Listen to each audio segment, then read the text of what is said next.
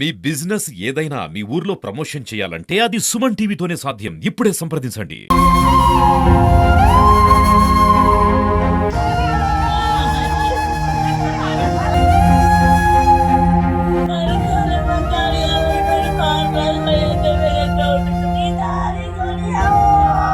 Welcome to Suman TV. రాష్ట్రంలో ఒక్కసారిగా ఉలిక్కి పడేలా చేసిన ఘటన వరంగల్ జిల్లా చంద్రపేట మండలంలో జరిగింది. ఒక ప్రేమోన్మాది వల్ల అమ్మాయి తల్లిదండ్రులని అగంతకుడు కత్తితో నరకడం జరిగింది. ప్రస్తుతం మన అమ్మాయి ఇంటి వద్ద ఉన్నాము. అసలు ఏం జరిగింది అనే విషయం తెలుసుకునే ప్రయత్నం చేద్దాం. ప్రస్తుతం మనతో పాటు దీపిక ఉంది. దీపికని అడిగి తెలుసుకునే ప్రయత్నం చేద్దాం. దీపిక, ఆ రోజు ఏం జరిగింది అసలు? నేను, మా మమ్మీ, మా డాడీ. మా మమ్మీ ఇక్కడ బెడ్ వేసుకొని మా డాడీ పడుకున్నాడు సార్. అటు పక్కన మధ్యలో మా మమ్మీ పడుకుంది. మా మమ్మీ పక్కన నేను పడుకున్నా. ఇట్లా మా నాన్నమ్మ వచ్చి మాతో ముచ్చట పెట్టింది. చైర్ ఇట్లా పక్కనే ఉంది సార్. పక్కనే ఉంటే ఆయన చైర్ మీదనే కూర్చున్నాడు. కత్తి ఎక్కడున్నదో నేను నిద్రలో చూడలేదు. కత్తి ఉన్నదో లేదో కూడా నాకు తెలియదు సార్. అయితే ఇట్లా నా బెడ్షీట్, నేను ముఖం మీద నుంచి బెడ్షీట్ కప్పుతుంటే బెడ్షీట్ తీసి ఇట్లా అన్నాడు. అతన్ని చూసి ఒర్రడం మొదలుపెట్టిన సార్. భయపడి ఒర్రడం మొదలుపెట్టి ఈ చేయి అడ్డు పెడితే ఈ చేయి కోసేసిండు సార్. ఈ చేయి అడ్డు పెడితే ఈ చేయి కోసేసిండు. అంత లోపలనే మా తమ్ముడు ఇంట్లో నుంచి బయటికి ఉరికొచ్చి ఆ స్టెప్స్ దగ్గర, అక్కడ స్టెప్స్ పైన బ్లడ్ మార్క్స్ కూడా ఉన్నాయి. అక్కడ మా తమ్ముడిని కోసేసిండు. మా తమ్ముడిని కోసేస్తే మా తమ్ముడు ఏం చేసిండు, అటు నుంచి అటే వెనక మా నాన్నమ్మ వాళ్ళ ఇంటికి పారిపోయిండు. నన్ను ఇక్కడ కోసేసిండు. నేను కూడా మా నాన్నమ్మ వాళ్ళ ఇంటికి పారిపోయి, నీకు దండం పెడతా, నీ కాళ్ళు పట్టుకుంటా అని కింద వంగితే నా మెడ మీద కోసేసిండు. అంటే ఆ రోజు తను ఇక్కడికి వచ్చినప్పుడు మీకు తెలుసా? అంటే మీకు తెలిసే వచ్చాడా? ఫస్ట్ మామూలుగా వచ్చి మీతో మాట్లాడిన తర్వాత ఇట్లా చేశాడా? లేకపోతే మీకు రావడమే మీకు తెలియకుండానే వచ్చాడు? నాకు తెలియకుండానే వచ్చి రావడంతోనే నరకడమే మొదలుపెట్టాడు సార్. నాతోని కనీసం ఒర్రుతుంటే, "నువ్వు ఒర్రకు, ఇగో నా దగ్గర కత్తున్నది, నువ్వు నాతోని వచ్చేయి, లేదంటే నువ్వు చచ్చిపో, నేను చచ్చిపోతా" అని నాతోని అట్లాంటి మాటలు ఏం మాట్లాడలేదు సార్. నేను ఒర్రడం స్టార్ట్ చేయడం, ఆయన కొయ్యడం స్టార్ట్ చేయడం, అంతే. ఫస్ట్ మీ మీద అటాక్ చేశారా? మన అమ్మ నాన్నల మీద అటాక్ చేశారా? నా మీదనే అటాక్ చేశాడు సార్. నా మీద అటాక్ చేసేసరికి నేను ఒర్రడం మొదలుపెట్టా. ఇంట్లో నుంచి తమ్ముడు ఉరికొచ్చిండు. తమ్ముడిని అక్కడ కోసేసిండు. తర్వాత డాడీని కోసేసిండు. మా మమ్మీ ఆయనతోని అక్కడ కత్తి గుంజుకుందామని అంతే చూసిన. ఇక మా మమ్మీ ఆయనతోని మళ్ళీ గొడవ పడుతుంది. కత్తి గుంజుకుందామని గొడవ పడుతుంది. అంతవరకే చూసిన నేను మా మమ్మీని. అంటే ఇప్పుడు మీరు విడిపోయి, అంటే మీరు ఆల్రెడీ ఇంతకుముందు మీ ఇద్దరికి పెళ్ళి అయిపోయి మీరు హైదరాబాద్లో ఉన్నారు, ఇక్కడికి వచ్చారు. అంటే మీకు నచ్చకనో తన నుంచి విడిపోయి మీరు ఇక్కడ ఇంటికి వచ్చి ఉన్నారు. మీరు ఇక్కడ ఉన్నారనే విషయం తనకు ఎలా తెలుసు? ఎలా తెలుసంటే, ఇక్కడ ఉన్నానని నేను ఎలా వాటర్‌కి గుండెంగ నుంచి వాటర్ పోయడానికి నా ఇంటి ముందు నేను చేనుకని, అటని, ఇటని తిరుగుతున్నాను సార్. ఎవరు చెప్పారో తెలీదు కానీ ఇక్కడనే ఉన్నా అని అతనికి తెలిసిపోయింది. అతని ఫ్రెండ్ ఎవరో అంటే ఎనక మాలోతు పవన్ అనే అతనంట 10 గంటలకు వచ్చిండంట. చూసిండంట. ఇంకా పడుకోలేదు అన్నాడంట. తర్వాత 1 గంటకొచ్చి చూసి పడుకున్నారు. ఇంటి బయట వాళ్ళ అమ్మ, నాన్న, ఆమె ముగ్గురు పడుకున్నారని అతనికి పోయి చెప్పిండంట సార్. అతను ఇక్కడికి వచ్చి నరకడం స్టార్ట్ చేసింది మాత్రం 2 గంటలకి సార్. అర్ధరాత్రి 2 గంటలకి? అర్ధరాత్రి 2 గంటలకి, 1:30, 2 ఆ మధ్యలో. అంటే 5 నెలల నుంచి మీరు దూరంగానే ఉన్నారు. ఈ 5 నెలల మధ్యలో మిమ్మల్ని డిస్టర్బ్ చేశాడా? నన్ను ఏం డిస్టర్బ్ చేయలేదు సార్. ఒకసారి నేను వచ్చిన 15 డేస్ తర్వాతకి కాల్ చేసిండు.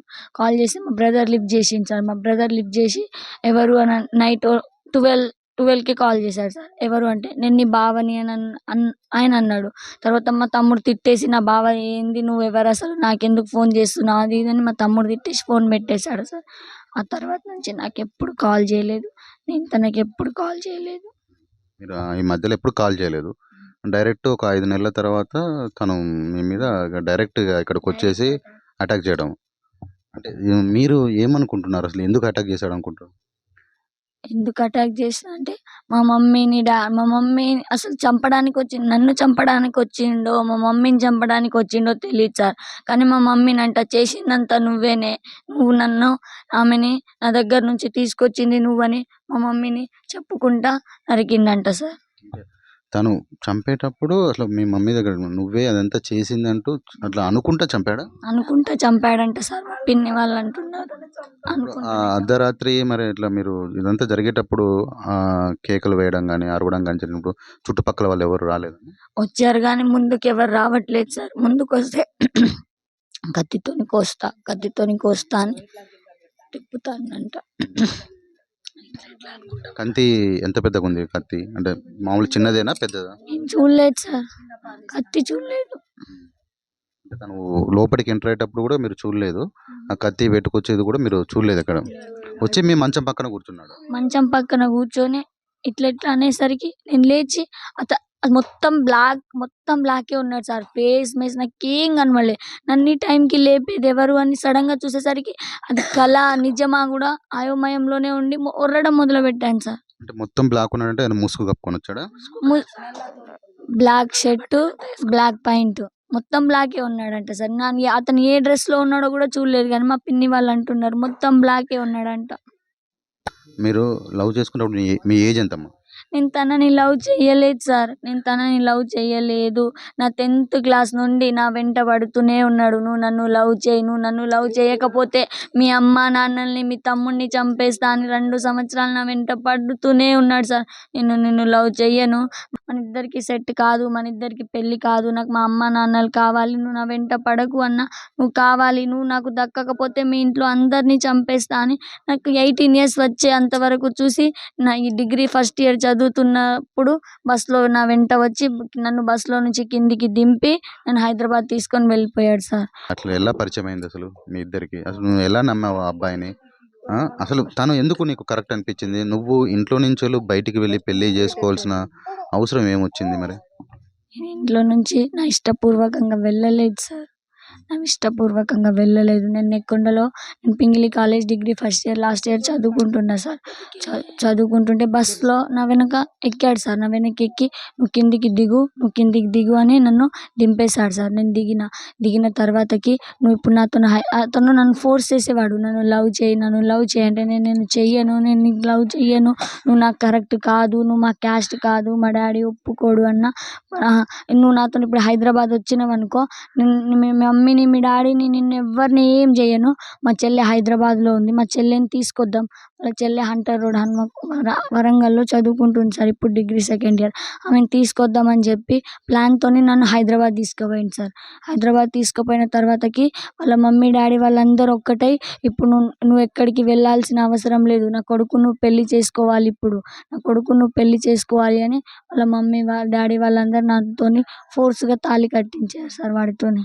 మీ ఇష్టపూర్వకంగా మీరు పెళ్లి చేసుకున్నది కాదు, కానీ పెళ్లి అయిపోయిన తర్వాత కూడా మీరు ఒక 5 నెలలు కలిసి ఉన్నారనేది కూడా, హైదరాబాద్లో కలిసి ఉన్నారని చెప్పేసి కూడా మాకు పోలీసులు సమాచారం ఉంది. 5 నెలలు కాదు సార్, 2 నెలలే ఉన్నాను సార్, 2 నెలలే ఉన్నాను. 2 నెలలు కూడా ఇష్టపూర్వకంగా ఉన్నారా, కష్టంగా ఉన్నారా? కష్టంగానే ఉన్నాను సార్. నేను వెళ్ళిపోతా, మా మమ్మీ డాడీ దగ్గరికి వెళ్ళిపోతా అంటే, నువ్వు ఎక్కడికి వెళ్తావు, నువ్వు వెళ్తే మీ తల్లిదండ్రులు నా కొడుకుని చంపేస్తారు, నువ్వు ఎక్కడికి వెళ్తావని వాళ్ళ అమ్మ వాళ్ళ నాన్న వాళ్ళందరూ నాతో గొడవ పడేటోళ్ళు సార్. నువ్వు వెళ్ళాల్సిన అవసరం లేదు, నువ్వు ఎక్కడికి వెళ్ళొద్దని. నా దగ్గర ఫోన్ ఉంచలేదు సార్, నా దగ్గర ఏం ఉంచలేదు సార్. మరి ఆ టైంలో మీ తల్లిదండ్రులతో మాట్లాడడం కానీ, అంటే అమ్మ ఇలా చేస్తున్నాడు, నాన్న ఇలా చేస్తున్నాడు, రక్షించండి అని కూడా ఎప్పుడు కానీ ఆ 2 నెలల్లో కూడా మీ అమ్మ వాళ్ళకు ఫోన్ చేసి మాట్లాడడం కూడా చేయలేదమ్మా? నాతో ఎవరో ఒకరు ఉండేటోళ్ళు సార్. బయటికి వాష్రూమ్కి వెళ్ళినా కానీ ఎక్కడికి వెళ్తున్నావు, బయటికి వాష్రూమ్కి వెళ్ళినా కానీ ఎక్కడికి వెళ్తున్నావు అని ఎవరో ఒకరు నాతో ఉండేవాళ్ళు సార్. గేట్కి తాళం వేసేసేవాళ్ళు సార్. మరి ఈ 2 నెలల తర్వాత ఎలా వచ్చావు ఇంటికి? మా మమ్మీ వాళ్ళు సిపి దగ్గర పోయి కంప్లైంట్ ఇచ్చారంట సార్. నా కూతుర్ని నాకు చూపెట్టండి అని కంప్లైంట్ ఇస్తే, ఆ కంప్లైంట్ ఇక్కడ చంద్రపేట ఎస్ఐ దగ్గరికి వస్తే ఆయన కాల్ చేశారు సార్.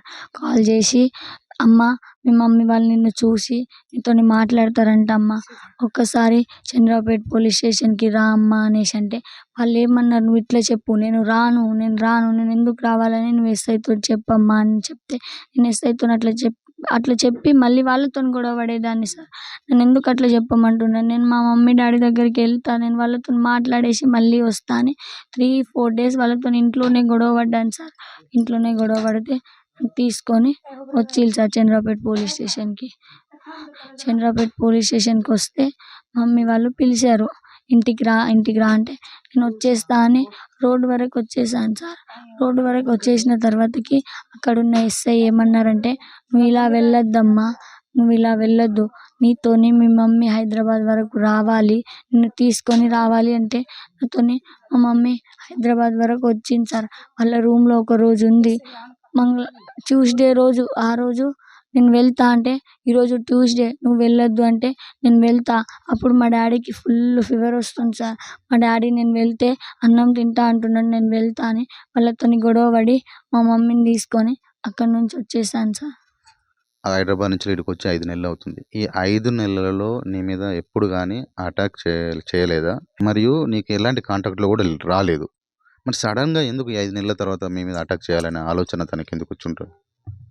ఈ 5 నెలల్లో ఏం ప్లాన్ చేసుకొని వీళ్ళని ఎట్లయినా చంపేయాలని ఈ 5 నెలల నుంచి ప్లాన్ చేసుకొని ఉండి సడన్‌గా వచ్చి చంపేశాడో ఏమో సార్. కానీ చంపేశాడు సార్. గంజాయి తీసుకొని వీళ్ళని ఎలా అయినా చంపాలి అని కత్తి తీసుకొని వచ్చి మా మా అమ్మ నాన్నల్ని చంపేశాడు సార్. అంటే తనకేమన్నా అలవాట్లున్నాయమ్మా? బ్యాడ్ హ్యాబిట్స్ ఏమన్నా? సిగరెట్ తాగుతాడు సార్, పాన్ బార్ తింటాడు, మందు తాగుతాడు, బీడి తాగుతాడు. అన్ని అలవాట్లు ఉన్నాయి సార్. అన్ని అలవాట్లు ఉన్నాయి. అంటే అమ్మ నీకెలా తెలుసు తనకు డ్రగ్స్ గానీ, మందు, సిగరెట్లు నువ్వు ఎప్పుడైనా చూసావా తను తాగేటప్పుడు? అంటే నాతోనిక్కడ ఉన్నప్పుడు తను ఎప్పుడు తాగలేదు సార్. నేను నిన్ను లవ్ చేస్తున్నా అని నా దగ్గరకొచ్చి తిరిగేటప్పుడు నువ్వు నన్ను లవ్ చేయాలి అని నా వెంట పడ్డప్పుడు ఎప్పుడు నేను తనని అలాంటి అలవాట్లలో చూడలేదు సార్. కానీ నన్ను 2 నెలలు అక్కడికి తీసుకుపోయి బంధించినప్పుడు తెలుసు సార్ అతనికి అన్ని అలవాట్లు ఉన్నాయని. రోజు తాగి రోజు వచ్చి కొట్టేటోడు సార్. నువ్వెక్కడికి వెళ్తావు, నువ్వు ఎక్కడికి వెళ్ళాల్సిన అవసరం లేదు, నువ్వు ఇక్కడనే ఉండాలి, మీ అమ్మ నాన్నల్లో నాకు సగం ఆస్తి రావాలి అనేసి నన్ను కొట్టేటోళ్ళు సార్. ముగ్గురు వాళ్ళ అమ్మ నాన్న వాడు ముగ్గురు కలిసి నన్ను కొట్టేటోళ్ళు సార్. అంటే ఇంత నరకం అక్కడ అనుభవిస్తూ కూడా ఎప్పుడు కూడా అక్కడి నుంచి రావాలని ప్రయత్నం చేయలేదా మరి? ప్రయత్నం చేశాను కానీ నన్ను బయటికి వచ్చే ఛాన్స్ లేదు సార్. నాతోని వాష్రూమ్కి వెళ్ళినా కానీ ఎవరో ఒకళ్ళు ఉండేటోళ్ళు సార్. గేట్కి తాళం వేసేవాళ్ళు.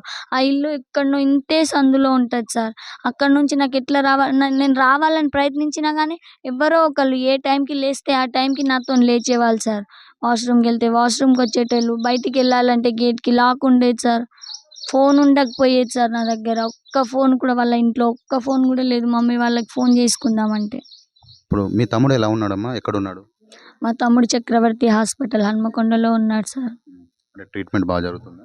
బాగానే జరుగుతుంది సార్. మాట్లాడాడమ్మా ఈరోజు? మాట్లాడకూడదంట సార్ ఈరోజు. ఏమైంది తమ్మునికి? అంటే ఇప్పుడు మీలాగానే చేల మీద అటాక్ అయిపోయిందా? అంటే ఏమైంది? ఇక్కడ చెంప మీద. ఇప్పుడు నీ లైఫ్‌లో ఇలా జరిగింది. అంటే నువ్వు ప్రేమించి వెళ్ళావో, లేకపోతే బలవంతంగా వెళ్ళావో తెలియదు గానీ, ఇప్పుడు నీ మీ ఇంట్లో జరిగిన ఒక సంఘటన వల్ల రాష్ట్రంలో ఇదొక సంచలన ఘటనగా మారిపోయింది. అంటే ఉమ్మడి తెలుగు రాష్ట్రాల్లో గూడా ఇది అందరికీ తెలిసిపోయింది. ఇప్పుడు నీలాగా ఇంకొకరు కాకూడదు, నీలాంటి జీవితం ఇంకొకరు అనుభవించకూడదు, నీ లైఫ్‌లో జరిగినట్టు వేరే వాళ్ళ జీవితంలో జరగకూడదు. నీ వల్ల ఏమన్నా చెప్తావమ్మా? చెప్తాను సార్. అమ్మాయి ఇష్టపడితేనే అమ్మాయిని తీసుకొని వెళ్ళాలి సార్. ఫోర్స్ చేసి అమ్మాయిని తీసుకెళ్ళకూడదు. నువ్వు నాకు ఇష్టం లేదు అంటే ఇష్టం లేదు అని ఆ అమ్మాయిని వదిలేసేయాలి. కానీ నాకు నువ్వే కావాలని ఆ అమ్మాయి వెంటపడి ఇప్పుడు నా లైఫ్‌లోనే జరిగింది సార్. నువ్వు నాకు ఇష్టం లేదు అన్న నాకు నువ్వే కావాలని నా తల్లిదండ్రుల్ని నేను కోల్పోయినా సార్. అలా ఎవ్వరు అమ్మాయికి ఇష్టం లేకుండా అమ్మాయి వెంట పడకూడదు, అమ్మాయిని తీసుకెళ్ళకూడదు, అమ్మాయిని ఫోర్స్ చేయకూడదు సార్. అంటే మీ ఇంట్లో జరిగిన ఈ ఘటన వల్ల మీరిద్దరు, అంటే మీరు ప్లస్ మీ తమ్ముడు ఇద్దరు అనాథలుగా మారిపోయారు. ఇలాంటి ఘటన జరిగింది మీ ఇంట్లో.